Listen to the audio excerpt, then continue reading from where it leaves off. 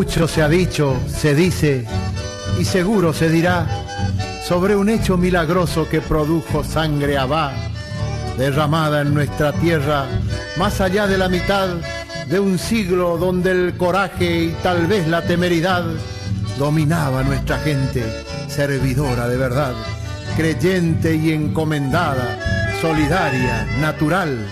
capaz de entregar su vida casi sin pestañear detrás de una causa noble o por pura lealtad en adhesión al caudillo que la supo conquistar.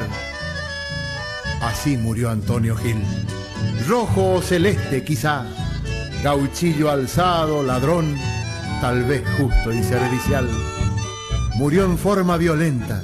y en la injusticia total. Por eso, junto a la cruz que señalaba el lugar,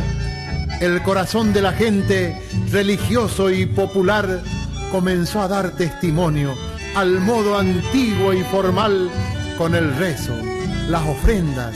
baile y convite además, los sencillos elementos que el pueblo suele ocupar para marcar los perfiles de su religiosidad. Porque no es oscurantismo, magia ni superstición,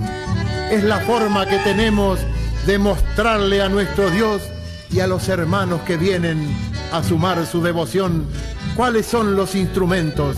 que indica la tradición y el símbolo soberano, supremo, sin discusión, que nos dejara la historia del Hijo del Creador, la Santa Cruz del Bautismo, la de la Persignación, la que nos marca el camino de proyección vertical y nos señala y recuerda ese sagrado lugar,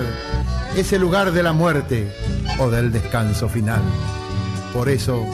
no es solamente Antonio Gil el lugar, tiene otro nombre sagrado, el de la cruz, además.